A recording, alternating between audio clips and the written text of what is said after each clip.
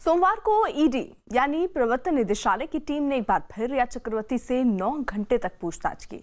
इस बार उनके साथ उनके पिता इंद्रजीत चक्रवर्ती, भाई शोविक चक्रवर्ती, सुशांत की पूर्व मैनेजर श्रुति मोदी और उनके सीए रितेश शाह से भी पूछताछ की। ईडी की टीम ने रिया, उनके भाई और पिता के फोन से फोन डंप एनालिसिस के जरिए डिलीट किया डेटा भी निकाला। लेकिन इन सब के बीच रिया चक्रवर्ती ने एक बार फिर सुप्रीम कोर्ट में नई याचिका दाखिल की। रिया ने सुशांत केस में खुद पर मीडिया ट्रायल चलाने का आरोप लगाते हुए कहा कि सुशांत की मौत के लिए उन्हें दोषी ठहराए जाने की कोशिश की जा रही है।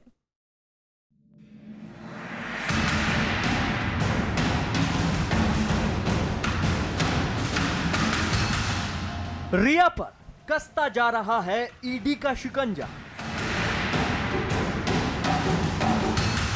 ईडी ने फिर की रिया से 9 घंटे तक पूछताछ। ईडी टीम ने रिया के फोन से निकाला अहम डेटा। रिया के भाई और पिता से भी हुई पूछताछ। सुशांत सिंह राजपूत की मौत की मिस्ट्री में मनी लॉन्ड्रिंग एंगल की जांच कर रहा एनफोर्समेंट डायरेक्टोरेट यानी प्रवर्तन निदेशालय का शिकंजा रिया चक्रवर्ती और उसके परिवार पर लगातार कसता जा रहा है। सोमवार को एक बार फिर ईडी की टीम ने दोबारा रिया चक्रवर्ती से 9 घंटे तक पूछताछ की। पूछताछ के दौरान ईडी ने रिया से इस केस में जुड़े इलेक्ट्रॉनिक एविडेंस भी मांगी। सूत्रों के मुताबिक प्रवर्तन निदेशालय की टीम ने रिया चक्रवर्ती, उनके भाई शौविक चक्रवर्ती और पिता इंद्रजीत चक्रवर्ती की साल भर में हुई बातचीत के चैट खंगाले। इसके अलावा इन तीनों के ही फोन से फोन डंप एनालिसिस के जरिए डिलीटेड डेटा रिट्रीव किए गए। प्रवर्तन निदेशालय के सूत्रों के मुताबिक रिया के फोन डंप एनालिसिस से पता चला है कि 8 जून को सुशांत सिंह राजपूत के घर छोड़ने के बाद रिया ने 2 नामी डायरेक्टरों से मदद मांगी थी। इनमें से एक डायरेक्टर से फोन कर रिया ने किसी नामी जर्नलिस्ट का कॉन्ट्रैक्ट मांगा था। रिया ने उस डायरेक्टर से यह गुजारिश की थी कि वो उससे पहले इस जर्नलिस्ट से बात कर लें। इस जर्नलिस्ट के जरिए रिया एक आर्टिकल छपवाने की तैयारी में थी, लेकिन यह आर्टिकल क्या था वो सामने नहीं आया। जबकि दूसरे डायरेक्टर से रिया 8 जून की रात घर छोड़ने से लेकर सुशांत की आत्महत्या के बाद कुछ दिनों तक संपर्क में थी। अब सवाल यह उठता है कि आखिर रिया उस पत्रकार के जरिए सुशांत की जिंदगी से जुड़ा कौन सा आर्टिकल छपवाना चाहती थी? क्या इस आर्टिकल को लेकर ही सुशांत परेशान चल रहे थे? आखिर रिया सुशांत का ऐसा कौन सा राज जान गई थी जिसे सुशांत छिपा कर रखना चाहते थे? फिलहाल ये पत्रकार कौन है और रिया ने उससे बात की थी या नहीं, इस पर भी सस्पेंस बना हुआ है। इसके अलावा ईडी ने अपनी पूछताछ के दौरान रिया के पिता इंद्रजीत चक्रवर्ती, भाई शौविक चक्रवर्ती, सिद्धार्थ पीठानी, श्रुति मोदी और रिया के सीए रितेश शाह को सामने बैठाकर 2 बार बयान लिए। ईडी ने रिया से उनकी संपत्ति और उनके पिछले 5 साल के इनकम टैक्स रिटर्न के बारे में भी जानकारी मांगी, तो रिया ने 5 साल के इनकम टैक्स रिटर्न की पूरी जानकारी देने से इनकार कर दिया। रिया का कहना था कि उनकी कमाई और खर्च की जानकारी पूर्व मैनेजर श्रुति मोदी के पास है और रिया के अकाउंट का लेखा जोखा सीए रितेश शाह के पास है। रिया ने ईडी को बताया कि उनकी कमाई का मुख्य स्रोत इवेंट्स हैं। हैरानी इस बात की है कि रिया ने फिल्मों में एक्टिंग को अपनी कमाई का जरिया नहीं बताया। इस बीच रिया चक्रवर्ती ने एक बार फिर सुप्रीम कोर्ट का दरवाजा खटखटाया है। रिया ने सुप्रीम कोर्ट में नई याचिका दाखिल की है। उन्होंने सुशांत केस में खुद पर मीडिया ट्रायल चलाने का आरोप लगाया है। रिया का यह भी आरोप है कि सुशांत की मौत के लिए उन्हें दोषी ठहराए जाने की कोशिश की जा रही है।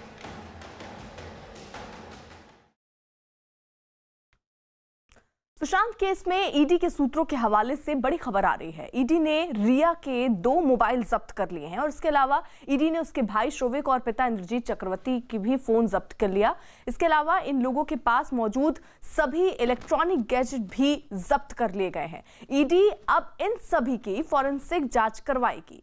तो बड़ी खबर इस वक्त की आ रही है कि जो भी इलेक्ट्रॉनिक सामान थे, ईडी ने रिया के 2 मोबाइल जब्त किए हैं। इसके अलावा ईडी ने भाई शोविक और पिता इंद्रजीत चक्रवर्ती के फोन भी जब्त किए। इसके अलावा इन लोगों के पास मौजूद सभी इलेक्ट्रॉनिक गैजेट भी जब्त कर लिए हैं। आनंद हमारे सहयोगी इस वक्त जुड़ चुके हैं। आनंद, क्या जानकारी मिल रही है? अब किस तरीके से जांच आगे बढ़ेगी इन इलेक्ट्रॉनिक गैजेट को जब्त करने के बाद? जी देखिए अर्पिता, जो 2 बार की पूछताछ रिया चक्रवर्ती से हुई है, शोभिक से हुई है, उनके पिता इंद्रजीत चक्रवर्ती से हुई है, इन तमाम लोगों के बयान में और जो पूछताछ है उसमें विरोधाभास ईडी को नजर आ रहा था और बरगलाने की कोशिश की जा रही थी जो भी लोग पूछताछ का सामना कर रहे थे। इसीलिए ईडी ने जो रिया चक्रवर्ती, उनके 2 मोबाइल फोन, जो आईफोन है, 2 मोबाइल फोन, इसके अलावा एक शोभिक चक्रवर्ती और एक उनके पिता इंद्रजीत चक्रवर्ती के फोन को जब्त कर लिया है। इनकी कॉल डिटेल ईडी निकालेगी और ईडी सूत्रों का यह भी कहना है कि अगर कोई चैट या कोई वीडियो या कोई व्हाट्सएप चैट अगर डिलीट भी किया तो उसको रिट्वीट किया, उसको लिया जाएगा, क्योंकि फोरेंसिक जांच में यह ऑप्शन होता है कि अगर कोई चैट डिलीट कर दी गई है तो उसको फिर से ईडी उसको देख सकती है, तो वो सारी कार्रवाई ईडी करेगी और उस मोबाइल फोन से तमाम चीजें जो है वो निकल के सामने आने का ईडी को अंदेशा। इसी को लिखते हुए जो 2 फोन है वो रिया चक्रवर्ती के कब्जे में लिए हैं और उनके भाई और उनके पिता के फोन कब्जे में लिए गए। इसके अलावा जो इलेक्ट्रॉनिक गैजेट्स है वो भी ईडी ने अपने कब्जे में लिए हैं, लैपटॉप वगैरह, उनसे भी देखा जाएगा कि उसमें क्या कोई केस से जुड़ी अहम जानकारी या कोई सबूत तो उसके अंदर नहीं है जिसे डिलीट किया गया और जानबूझ के सबूत छुपाने के लिए। उनको भी फोरेंसिक जांच से उन सभी सबूतों को फिर से इकट्ठा किया जाएगा और उसकी पड़ताल की जाएगी। जी आनंद, आप नजर बनाए रखिएगा।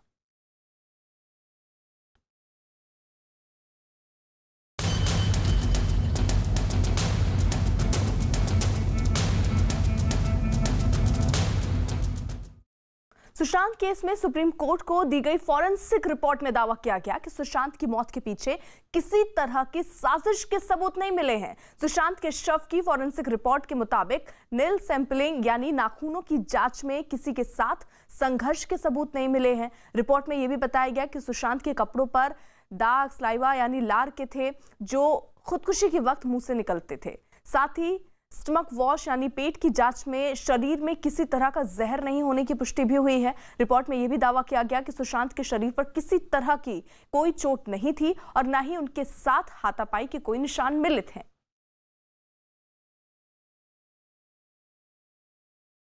वहीं सुशांत केस में मुंबई पुलिस ने सुप्रीम कोर्ट में जो हलफनामा दिया उसमें सुशांत सिंह की फॉरेंसिक रिपोर्ट भी शामिल है। कलीना फॉरेंसिक लैब की इस रिपोर्ट के मुताबिक सुशांत की मौत के पीछे किसी तरह की साजिश का शक नहीं है, क्योंकि नेल सैंपलिंग में किसी के साथ संघर्ष के सबूत नहीं मिले हैं। साथ ही रिपोर्ट में बताया गया कि सुशांत के कपड़ों पर झाग स्लाइवा के थे जो सुशांत के मुंह से निकला था। इसके अलावा स्टमक वॉश यानी इस रिपोर्ट में किसी तरह का जहर नहीं मिला है, पूरी तरह से ये साफ था। साथ ही रिपोर्ट में दावा किया गया कि सुशांत के शव पर चोट या हाथापाई के भी कोई निशान नहीं मिले हैं। हमारे साथ हमारे सहयोगी जुड़ रहे हैं। विवेक गुप्ता ईडी दफ्तर के बाहर से इस वक्त मौजूद हैं। नीतीश कुमार हमारे साथ दिल्ली से इस वक्त जुड़े हुए हैं।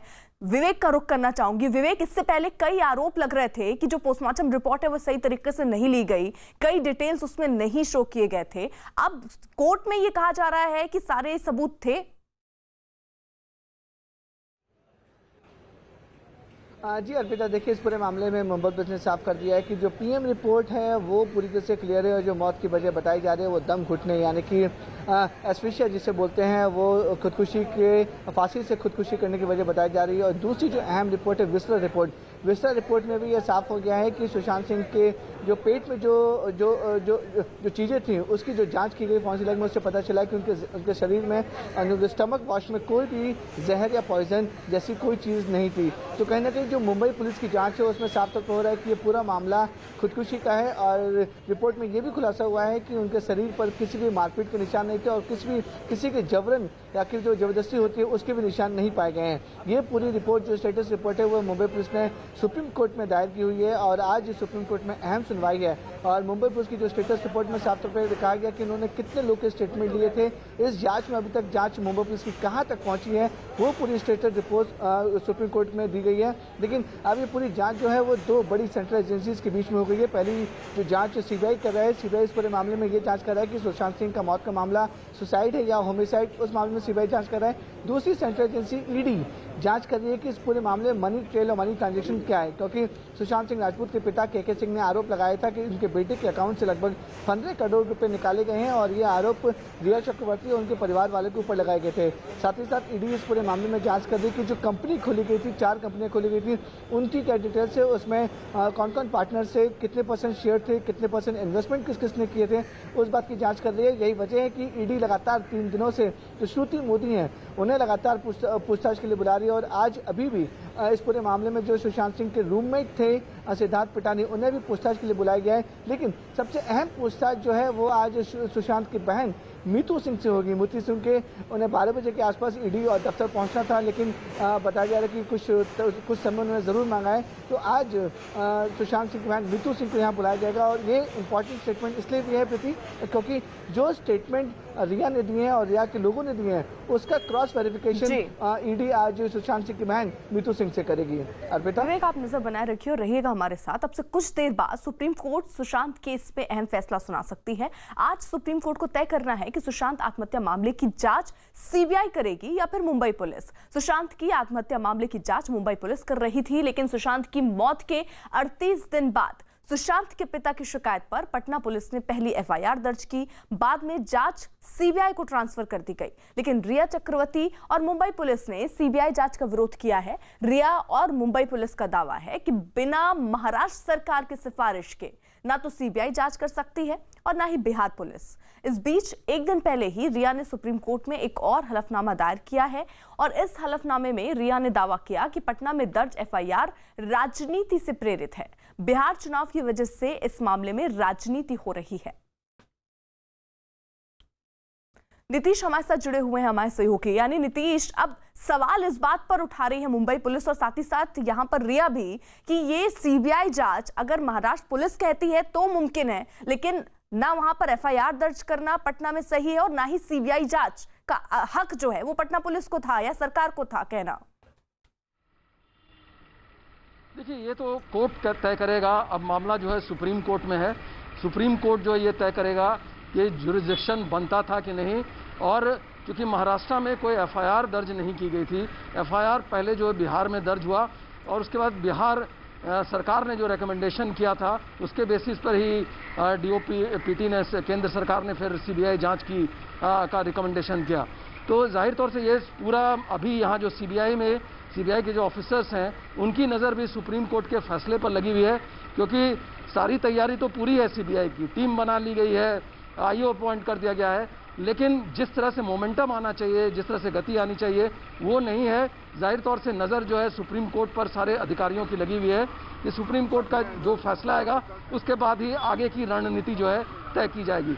तो कुल मिला के जुरिसडिक्शन का जो मामला है, कौन तय करे, कौन इन्वेस्टिगेशन करेगा, ये तो सुप्रीम कोर्ट ही तय करेगी, जो कि अब से कुछ देर के बाद पता चल जाएगा। जी नीतीश, नजर बनाए रखिए आप। सुशांत केस में आज एक बार फिर रिया की मैनेजर श्रुति मोदी ईडी दफ्तर पहुंची हैं। इसके अलावा सुशांत के दोस्त सिद्धार्थ पिठानी भी मुंबई के ईडी दफ्तर पहुंचे हैं। एक दिन पहले ही श्रुति से ईडी ने 11 घंटे पूछताछ की थी और इसके अलावा कल ही सिद्धार्थ पिठानी से भी पूछताछ की गई थी, लेकिन बावजूद इसके सिद्धार्थ पिठानी को भी बुलाया गया है और श्रुति मोदी को भी पूछताछ के लिए बुलाया गया है। और ये भी जानकारी मिल रही है कि कल दस्तावेज कुछ मांगे गए थे जिसको लेकर ही श्रुति मोदी पहुंची हैं और इन दस्तावेजों के हिसाब से अब आगे की पूछताछ ईडी करने वाली है। लेकिन जो सूत्रों के हवाले से खबर आ रही है वो ये कि जांच में पूरा सहयोग नहीं दिया जा रहा है और इसीलिए ये भी खबर सामने आई कि जो गैजेट्स थे इलेक्ट्रॉनिक वो फिलहाल ईडी ने जब्त कर लिए हैं। इसमें रिया के 2 मोबाइल फोन हैं जिन्हें ईडी ने जब्त कर लिया और अब इसमें अगर कुछ डिलीट हुआ है, जो हिस्ट्री है उसको भी रिकवर करने की कोशिश ईडी की होगी ताकि तस्वीर जो है वो क्लियर हो पाए। लेकिन इन सब के बीच आज एक बार फिर से सिद्धार्थ पिठानी से पूछताछ हो रही है, जो कि सुशांत के रूममेट हैं। ये बताया जा रहा था कि उन्हें भी बहुत कुछ पता हो सकता है और इसीलिए ईडी चाह रही है कि उनसे भी पूछताछ हो। कल भी बुलाया गया और आज एक बार फिर से दोनों को बुलाया गया है।